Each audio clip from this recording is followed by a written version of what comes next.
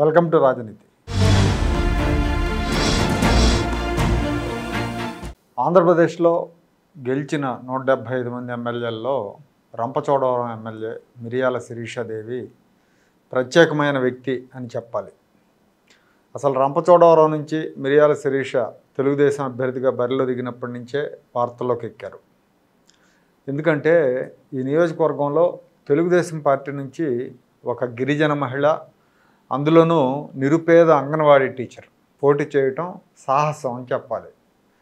ఎందుకంటే రంపచోడవరంలో అనంతబాబు అనే వ్యక్తి, అనంతబాబు అనే ఒక ఎమ్మెల్సీ ఎంత చెబితే అంత అన్నట్టు ఉంటుంది. అతని కనుసైగలే అక్కడ శాసనాలు. 2009లో ఈ నియోజకవర్గం ఏర్పడినప్పటి నుంచి కూడా అనంతబాబు ఏది చెప్తే అదే అక్కడ శాసనం. ఈ అనంతబాబు వైఎస్ఆర్ కాంగ్రెస్ పార్టీ ఎమ్మెల్సీగా ఉన్నారు. తెలుగుదేశం ఎమ్మెల్యే జ్యోతుల నెహ్రూ కూడా సమీప బంధువీన, తూర్పుగోదావరి ఏజెన్సీలో గట్టి పట్టున్న నాయకుడు. అక్కడ ఆయన చెప్పిందే వేదం. ఆయన ఎవరికి మద్దతు ఇస్తే వాళ్లే ఎమ్మెల్యే. ఎదురొచ్చిన వాళ్ళని తొక్కుంటూ వెళ్తాడని పేరుంది. చూడటానికి మనిషి సౌమ్యుడిలా కనిపిస్తాడు, కానీ హత్యలు చేయడానికి చేయించడానికి కూడా వెనకాడు. తన సొంత డ్రైవర్ దళిత కుటుంబానికి చెందిన సుబ్రహ్మణ్యంను హత్య చేసి ఆయన మృతదేహాన్ని ఇంటికి పార్సిల్ చేసిన కేసులో విచారణ ఎదుర్కొంటున్నాడు ఈ అనంతబాబు. ఇప్పుడు బెయిల్ మీద ఉన్నాడు ఆ హత్య కేసులో. 2014లో వంతల రాజేశ్వర ఎమ్మెల్యేకి గెలిచిన, 2019లో నాగులపల్లి ధనలక్ష్మి గెలిచిన, వాళ్ళ పేరుకే ఎమ్మెల్యేలు. జస్ట్ వాళ్ళని అట్ట బొమ్మల్లాగా నిలబెట్టి పెత్తనం అంతా ఈయనే చేస్తూ ఉంటాడు.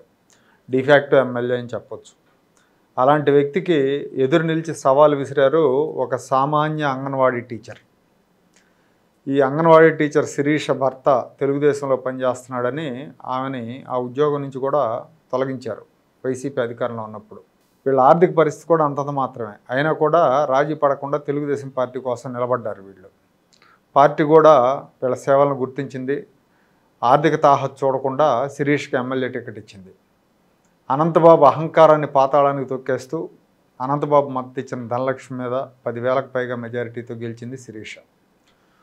ఒక అంగన్వాడీ టీచర్ ఎమ్మెల్యేకి గెలవటం ఉమ్మడి రాష్ట్ర చరిత్రలో ఇదే మొదటిసారి. ఎమ్మెల్యేకి గెలిచిన తర్వాత కూడా శిరీష నిత్యం వార్తల్లో ఎక్కుతూ ఉన్నారు.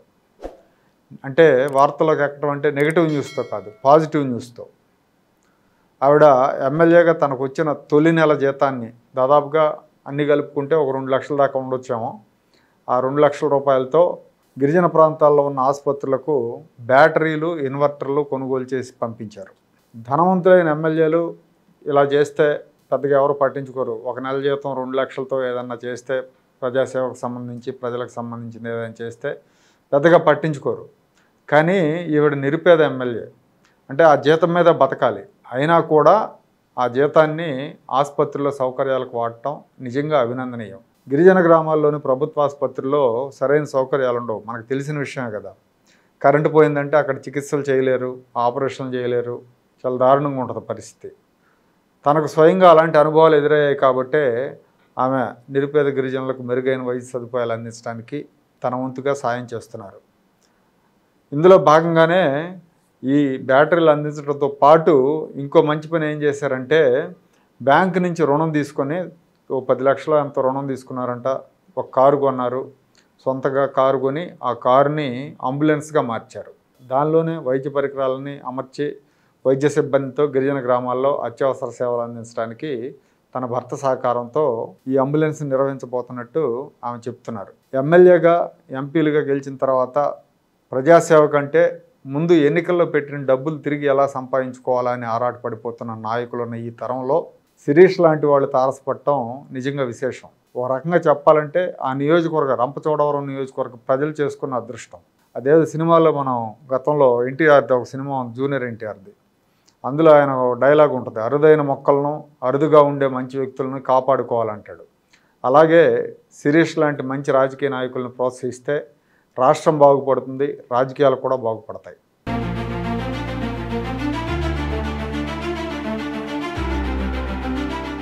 Like, share and subscribe to Rajaniti channel.